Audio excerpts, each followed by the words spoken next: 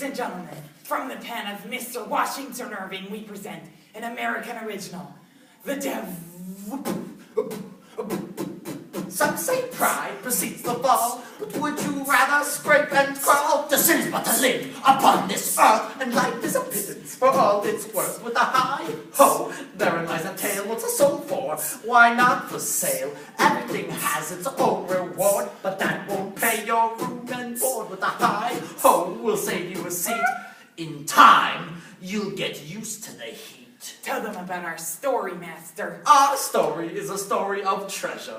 Ooh, treasure's good. Indeed, and one treasure in particular, the treasure of one Captain Kidd. My name was William Kidd. When I sailed, men feared me, yes they did. When I sailed, for gold I'll gladly kill, and some men are dying still to find out where it's hid. But they failed, they've all failed. Until you crack that golden lid, you have failed. There's a bounty on our heads, but once we've escaped their clutches, we'll come back and live like kings. Ah, Mr. Kidd, I see you've done as I asked. That I have. Now we must seal as instructed. In blood. But the old captain never did get to go get his treasure. When east to Boston town, rue the day, where the Lord cracked him down on his way. When I saw the Maine, I was under lock and chain. I must pay, where the hangman should be sacked, for style. At first the rope it broke, which was a cruel joke, but the second time it cracked, like a smile.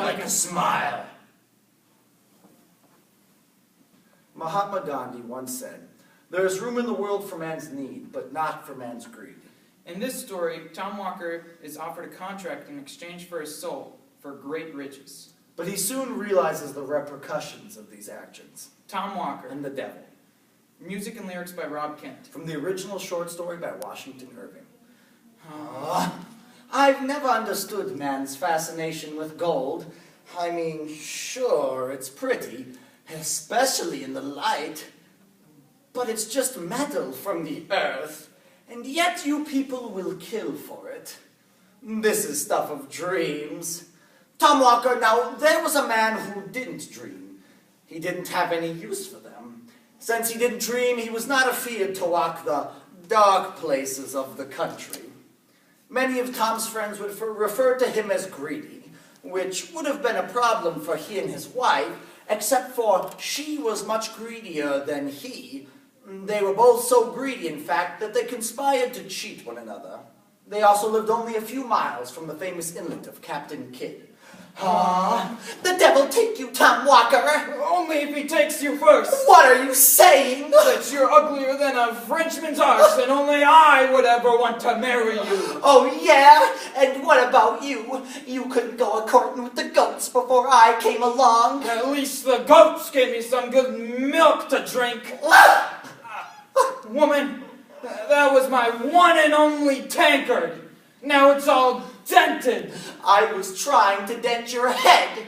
Why, Tom Walker! What now? I need you to go to town. Oh, do you now? I do. Curse her for making me work. Curse the day I ever took a wife. I'm not afraid of this wilderness. You will not scare me off. Ridiculous bird. What's this? A skull from long ago? Leave that skull alone, Mr. Walker. I said, leave that skull alone! Fine, it is nothing to me. What brings you upon my property, anyways?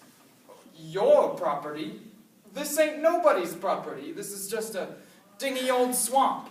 Well, you do have a keen sense of property, now don't you, Mr. Walker? There is what is owned and what is waiting to be owned. Well then, one might say I have right to prior claim. If I may be so bold, what is your name? Wild Huntsman is the name I bear in some forsaken lands. You may say I make a playground of men's idle hands. Whatever name you call me by, I will answer just the same. For justice hell hath no address, I have no name. Woo! Actually, if I'm not mistaken, you are he commonly called the devil. You do not frighten easily, Mr. Walker. I like that. You should meet Mrs. Walker. I should tell you I do go to church some Sundays. Well then, Tom, would you look at this? Tom then beheld one of the great trees, fair and flourishing throughout, but rotten at the core, so that the first strong wind was likely to blow it over. On the tree was the name scored, William Kidd. We are not far from Captain Kidd's treasure, Tom. I would like to give you that treasure. You do? I do. In exchange for certain goods and services. Such as? Well, I think it's quite clear what the goods would be. As for the services, I'm thinking certain work. Work? Yes. Work? Yes. Listen here. I will go blind in both eyes before I sell my soul to the devil so that I may work. It would be pleasant work, something you would enjoy. Oh, really? Yes, now here is your contract. What's this? I believe that is your employ. And that is? I'm thinking the slave trade. Slave trade? Yes, think of the distant ocean voyages, visiting exotic lands. That sure seems like a lot of work. Don't you have something else? You're a hard man, Mr. Walker. You could be a loan shark. Now that's a horse that will run.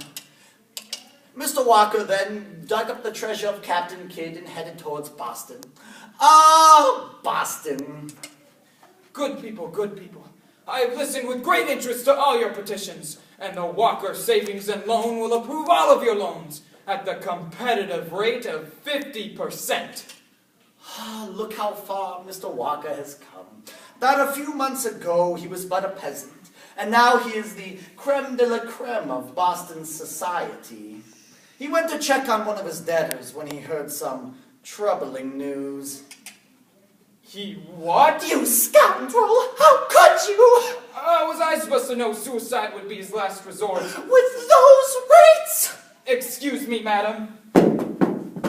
Ah, Tom, come in, come in. Can't see the fruits of your labors. Slit himself across the trachea. He looks kind of peaceful. How wrong he really is. Oh, really? Yes, he's enjoying a quite exquisite view of the lake. You think he suffered enough? You're not going hard on me now, are you, Tom? I have foreseen and thought all in my soul words to live by. If you say so. I do. Oh, and Tom. Yes? Excellent work. But soon Tom began to reflect upon the repercussions of his actions. He thought it wise to look towards a higher power. Hello, Mr. Minister. Hello, Tom. We must look what your covetousness has brought thee, and see upon the day of judgment, and look at your greed. Tom's zeal soon became as notorious as his riches, but it was too late for him. He soon began preparing for his imminent fate. My Bible! My Bible! Is that really all you have to say, Mr. Walker? I guess so. Why? You should be proud. You are the father of a whole breed of greedy Americans. No. What have I done? The devil take you, Tom Walker. You may not have much use for me. You may believe in only what you see. But if you greed more than you've got... You're in my clutches, aware or not. With a high-ho, bad don't do well. And if you do, I'll greet you in hell.